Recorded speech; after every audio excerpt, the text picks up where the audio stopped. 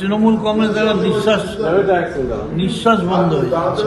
এই এত বড় একটা পার্টি, লক্ষ লক্ষ কোটি কোটি ছেলে মার খাচ্ছে রাস্তায় পড়ে, only for one man, Abhishek Bandyopadhyay.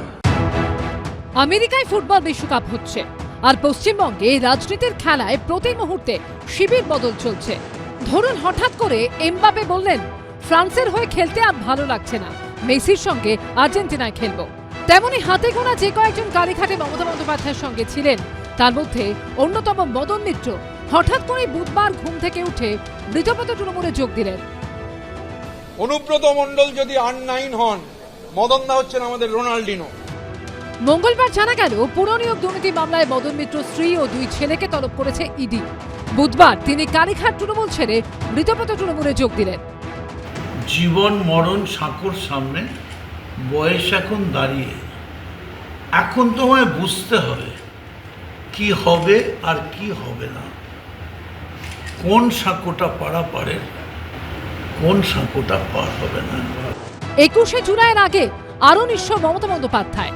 তার একদা বড় বড় প্লেয়াররা চোখের সামনে দিয়ে অন্য দলে চলে যাচ্ছেন, আর একসময় অন্য দল ভাঙিয়ে প্লেয়ার আনতে পটু মমতা বন্দ্যোপাধ্যায় বসে বসে তা দেখছেন।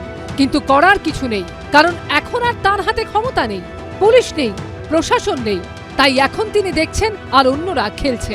ও লাভলি মদন মিত্র, রঙিন চরিত্র।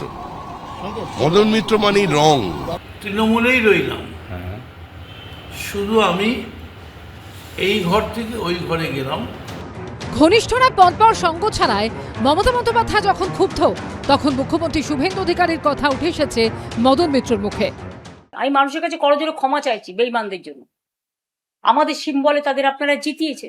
এখনো অবধি হানিমুন পিরিয়ড মিলেমিশে চলছে, কিন্তু শুভেন্দুর মুখনিসৃত যে ভাষাগুলো বেরোচ্ছে, আমি চাইব সেগুলো যেন পুরোপুরি মানে পরিণত হয়, মানে যেটা বলছেন সেটা করে দেখান। দুপুরে ঋতব্রত তৃণমূলে যোগ দিয়ে বিকেলে গোলপার্কে ঋতব্রত তৃণমূল শিবিরের বৈঠকে যোগ দেন মদন মিত্র। উজ্জ্বল মুখোপাধ্যায়, আশাবুল হোসেন ও কৃষ্ণেন্দু অধিকারীর রিপোর্ট, এবিপি আনন্দ। কলকাতা হাইকোর্টের চাপে অবশেষে ডিজে হুঁশিয়ারি মামলায় বিধাননগর আদালতে কণ্ঠস্বরের নমুনা দিলেন অভিষেক বন্দ্যোপাধ্যায়।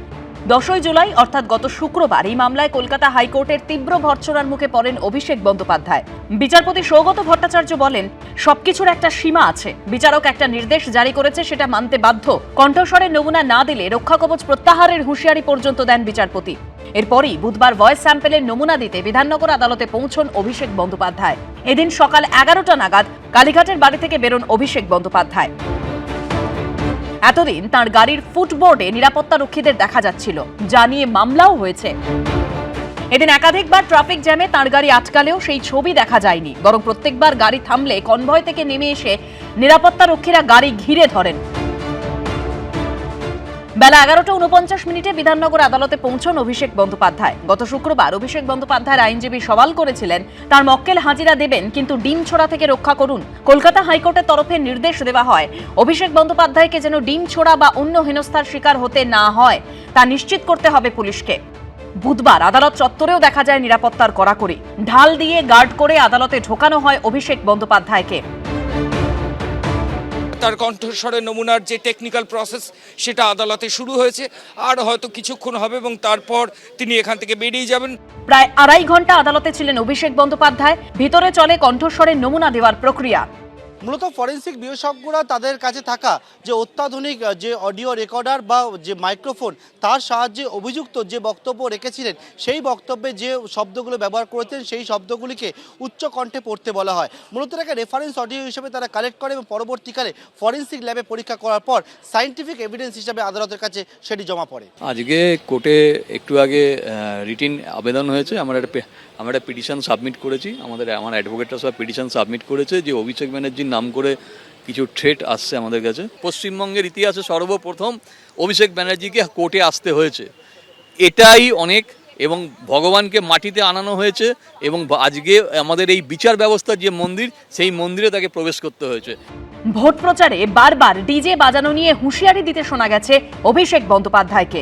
4 তারিখে রবীন্দ্রসঙ্গীতের সাথে গ্রামে একটু করে ডিজেও বাজবে। এরপর তাঁর বিরুদ্ধে উস্কানিমূলক ভাষণ, হুমকি এবং শান্তি বিঘ্নিত করার অভিযোগে এফআইআর হয়।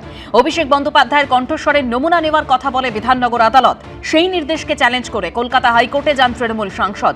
বিধাননগর আদালতের নির্দেশে কণ্ঠস্বরের নমুনা দেওয়ার কথা থাকলেও 30শে জুন ও 8ই জুলাই পরপর দুবার গড়হাজির ছিলেন অভিষেক বন্দ্যোপাধ্যায়।